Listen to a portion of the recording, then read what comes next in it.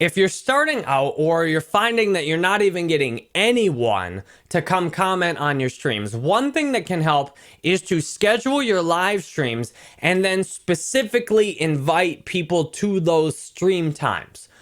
For example, I've done some events before where not even one person showed up. I advertised the event, but I didn't ask anyone specifically that I knew to come. If you want people to show up to your streams, you really need to ask people who you've already got an existing relationship with. Ultimately, having someone come to your streams is kind of a favor. You're asking someone to not do anything else and come to your live stream. Facebook is really well set up for this. What I did in launching my podcast, when I got my podcast up, I went and messaged a bunch of my friends and asked them specifically to come listen to my podcast. Now, while many did not reply at all and probably may not have listened, I've got several friends who consistently do listen to almost every episode on my podcast. If you want to build a live streaming audience, I'm sure this will work very well because all you really need is those first few people on your stream for things to snowball. The biggest difference is from 0 to 1. If you've got no one at all watching your stream, then one person comes in and they're the only one there. That makes a huge difference. If you want to build a community, it helps to have at least one person there that you can interact with. The easiest way, if you're struggling to get anyone at all to watch, or you just want a few more people to have things more interactive, is to schedule a stream at a specific time and then send messages to people you think might want to watch it. I recommend only picking the people who think you have a good percentage that they're going to be interested. I don't recommend just spamming things to everyone. I had a Kickstarter project before. I just spammed all my friends with it. I didn't consider who might specifically want to donate to the project. I just sent hundreds of messages out, spam. I recommend focus. Ask a small amount of people, because while it might seem overwhelming if you've got hundreds of friends to try and ask all of them, I'm sure you can pick out 3 to 5 people who you think would really like to watch your stream. And you can schedule it and say, look, I'm going to be on at 6 p.m. tonight. Will you please stop by my stream? And the best format to ask in is, will you please come watch my stream? Because I think you'll get some laughs out of watching me play this game.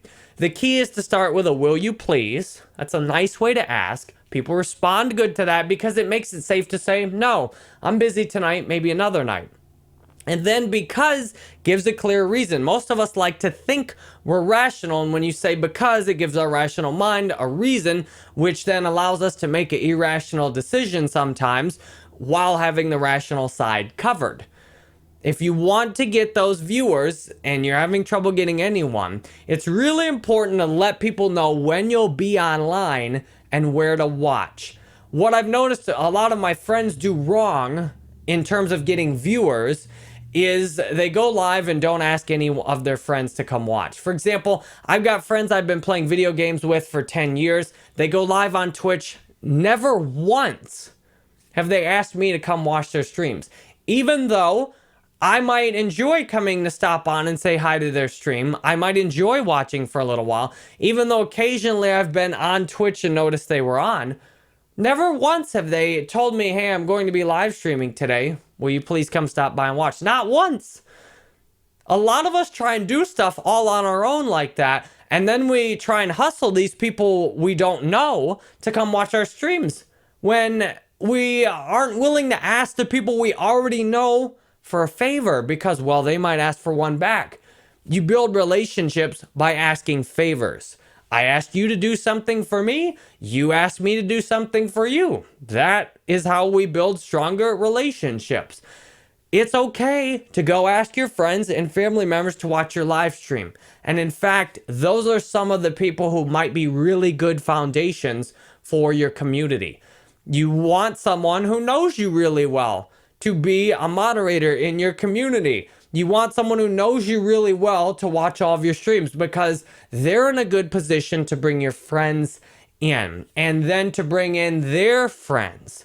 When you ask someone and another one of your mutual friends asks the same person to come watch your live stream, that is a critical mass that'll often get the person to say, yes, okay, both of these people want me to watch this live stream. Sure, I'll come do that.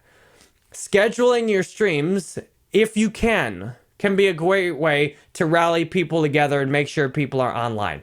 Now, there's no substitute for just throwing up a stream and seeing who comes to watch. I don't schedule most of my live streams because I don't schedule most of my life. In fact, for me, it's more effort lots of times to try and schedule something. What I then suffer from essentially is people very often don't know I'm online.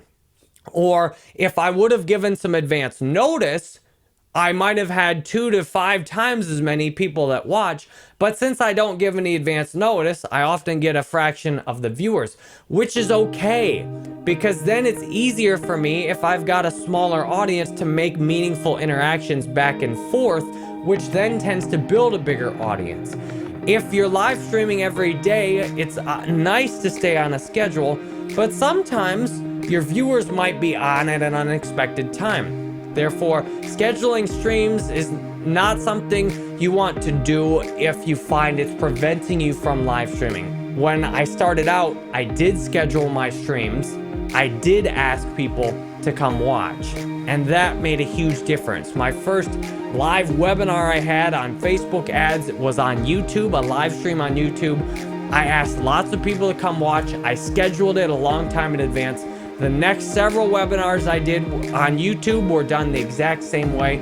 I asked people to watch who'd already watched the first one. I scheduled it well in advance. Therefore, I did practice what I'm suggesting here.